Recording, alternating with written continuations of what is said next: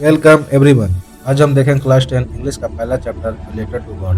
इस चैप्टर को लिखा जेल फ्लिटिस ने। चैप्टर को स्टार्ट करने से पहले हम देख लेते हैं इस चैप्टर का एक छोटा सा ओवरव्यू।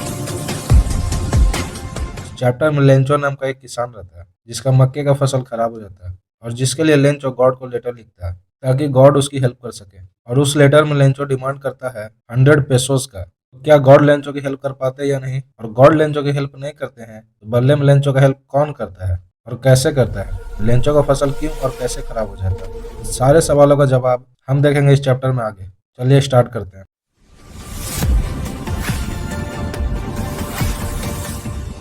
लेंचो का घर पूरे इंटायर वैली में यानी कि घाटी में अकेला था। लेंचो का घर निचली पहाड़ी की चोटी पर स्थित था और आप यहाँ इतनी ऊंचाई से साफ साफ नदी और पके हुए मक्के के खेतों को देख सकते थे जो हर जगह से ऐसे फूलों से भरा था जो हमेशा एक अच्छी फसल होने का भरोसा दिलाते हैं। लेंचो की फसल को एक ही चीज की जरूरत थी और वो था एक जोरदार बारिश, और बारिश नहीं तो बारिश की कम से कम कुछ बूंदे। लेंचो अपने खेतों को अच्छी तरह से जानता था। लेंचो अक्सर अपने खेतों में बैठकर नॉर्थ ईस्ट डायरेक्शन को देखता रहता जहाँ से बारिश अक्सर आती है। अब हम देख लेते हैं दूसरे सिचुएशन में क्या हुआ। लेंचो की वाइफ रात में किचन में खाना बना रही थी। तभी लेंचो अपनी वाइफ को कहता है लगता है बारिश होने वाली है, और तभी लेंचो की वाइफ कहती है हाँ क्यों नहीं, अगर गॉड की इच्छा हुई। Looks like a bad storm brewing out there, dear. The clouds are getting darker, and I think we might need to secure the barn shutters soon.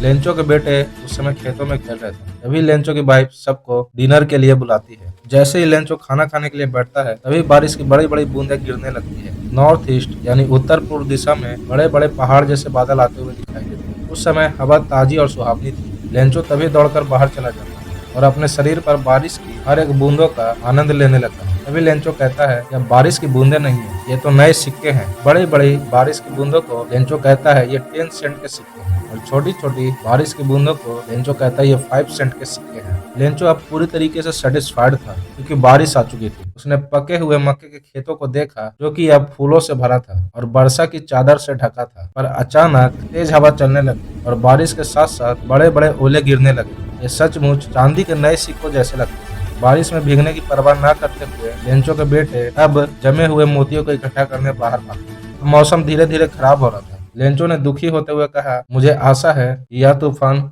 जल्द ही खत्म हो जाएगा, पर ऐसा होता नहीं है। यह तूफान छोटा मोटा नहीं बल्कि लंबे समय तक चलने वाला पूरे 1 घंटे का तूफान था। पूरे 1 घंटे तक ओले बरसते ही रहता है। जब तूफान शांत हुआ तब खेत पूरी तरीके से सफेद हो चुका था, मानो नमक से ढका हो। पेड़ों पर एक भी पत्ता नहीं था। पूरा मकई का खेत बर्बाद हो चुका था। पौधों पर से फूल झड़ रहे थे। लेंचो का मन अब उदासी से भर आया। जब तूफान खत्म हुआ तो वह अपने खेतों के बीच जाकर खड़ा हुआ और अपने बेटों से कहने लगा एक टिड्डी दल भी इतना नुकसान नहीं करती जितना कि इस तूफान ने किया है। इस साल हमारे पास खाने के लिए कोई भी अनाज नहीं होगा। यह एक दुखभरी रात है। हमारा पूरा मेहनत बेकार चला गया। यहाँ कोई भी नहीं जो हमारी मदद कर सके। इस साल हम भूखे ही रह जाएंगे। अब लेंचो के पास एक ही उम्मीद बची थी और वो था गॉड से हेल्प मांगना। तभी लेंचो की वाइफ कहती है इतना दुखी मत हो। यदि ऐसा लगता है कि सब कुछ बर्बाद हो गया है तो याद रखो भूख से कोई नहीं Be मरता। hope on God. God will definitely help you, Lencho.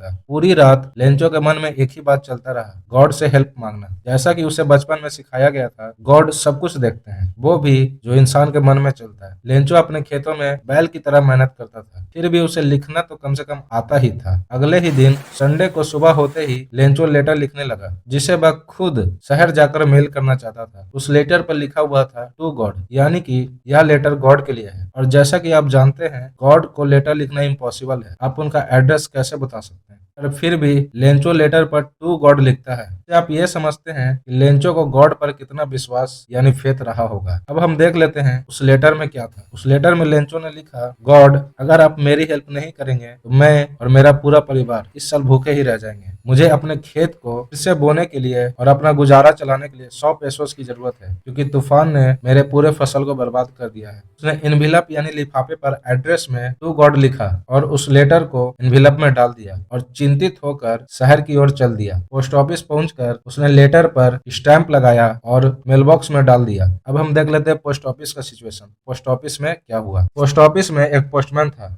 जो कि वहीं काम किया करता था। पोस्टमैन ने उस लेटर को मेल बॉक्स से निकाला और उस लेटर को पढ़ा और खूब जोर जोर से हंसने लगा। पोस्टमैन उस लेटर को पोस्टमास्टर के पास लेकर जाता है और कहता है सर किसी व्यक्ति ने गॉड को लेटर लिखा है। लेटर पर लिखा हुआ है अ लेटर टू गॉड। यानी कि यह लेटर गॉड के लिए है। पोस्टमैन ने अपने पूरे जीवन में यह एड्रेस कभी नहीं सुना और देखा था। पोस्टमास्टर, जो कि एक मोटा और फ्रेंडली नेचर का व्यक्ति था, इस लेटर को देखते ही उसकी हंसी छूट जाती है, लेकिन तुरंत ही वह सीरियस हो जाता है और लेटर को डेस्क के ऊपर रखकर टपटपाते हुए कहने लगता है कि इस आदमी को गॉड के ऊपर कितना विश्वास रहा होगा। काश ऐसा विश्वास मुझे भी गॉड के ऊपर रहता। इस व्यक्ति ने तो गॉड को ही लेटर लिख डाला और गॉड के साथ ही पत्र व्यवहार करने लगा। I wish I had the faith of the man who wrote this letter, starting of a correspondence with God. Lencho का विश्वास गॉड के ऊपर से न डगमगाए, इसलिए पोस्टमास्टर ने इस लेटर का जवाब देने का फैसला किया। पर जैसे ही उसने लेटर को खोला, वह शौक रह गया, क्योंकि इस लेटर का जवाब वह केवल इंक और पेपर से नहीं दे सकता था, बल्कि उसे 100 पेसोस का भी इंतजाम करना था, जो लेंचो ने उस लेटर में गॉड से डिमांड किया था। लेकिन फिर भी पोस्टमास्टर अपने फैसले पर डटा रहा। उसने अपने एम्प्लॉय से पैसों की मदद मांगी और खुद भी अपने सैलरी में से कुछ हिस्सा दिया, और उसके सभी दोस्तों ने भी इस पुण्य के काम में कुछ न कुछ योगदान दिया। पोस्टमास्टर के लिए 100 पेसोस इकट्ठा करना मुश्किल था, इसलिए वह लेंचो को आधे से थोड़ा सा ही अधिक पैसे भेज पाया। उसने पैसे को एक एनवेलप में डाला जिस पर गॉड का सिग्नेचर था, जो कि पोस्टमास्टर ने ही किया था, और एड्रेस में लिखा टू लेंचो। अगले संडे लेंचो बहुत पहले ही पोस्ट ऑफिस पहुंच गया और पूछने लगा, क्या मेरे नाम से कोई लेटर आया है? पोस्टमैन ने उसे लेटर दिया, जबकि पोस्टमास्टर अपने ऑफिस से दूर खड़े होकर देख रहा था और उस पल का इंतजार कर रहा था कि पैसे को देखते ही लेंचो का क्या रिएक्शन रहता है। पर लेंचो पैसे को देखकर बिल्कुल भी सरप्राइज नहीं हुआ, क्योंकि उसका विश्वास गॉड पर बहुत ही ज्यादा था। जब उसने पैसे को गिना तब वह गुस्सा हो गया, क्योंकि उसमें केवल 70 पैसों ही थे। उसने कहा, इसमें गॉड की गलती नहीं हो सकती, वो मुझे कम पैसे बिल्कुल भी नहीं भेज सकते। लेंचो तुरंत ही पेपर और इंक मांगने खिड़की पर चला गया और डेस्क पर लेटर रखकर गुस्से में लिखने लगा, मानो अब हर एक लफ्ज लेंचो के दिल से निकल रहा हो।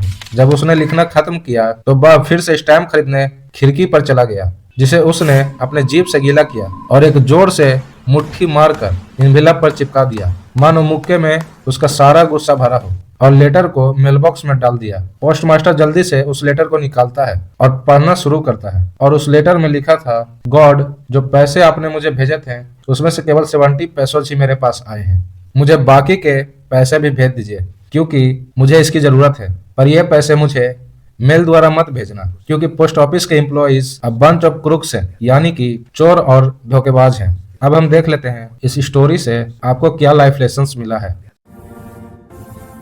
सबसे पहले लेंचो का बिलीफ सिस्टम देखिए। गॉड के ऊपर लेंचो का बिलीफ कितना रहा होगा कि उसने एक पल के लिए भी नहीं सोचा कि गॉड तो पैसे भेज ही नहीं सकते। दूसरा, जिस तरीके से पोस्टमास्टर ने लेंचो का हेल्प किया, ठीक उसी प्रकार से हमें भी सभी लोगों का हेल्प करना चाहिए। और लास्ट, लेंचो ने उन्हीं को बंच ऑफ क्रूक्स यानी कि चोर और धोखेबाज बोल दिया, जिन्होंने लेंचो का हेल्प किया था। इसलिए हमें भी किसी को कुछ बोलने से पहले एक बार सोचना चाहिए।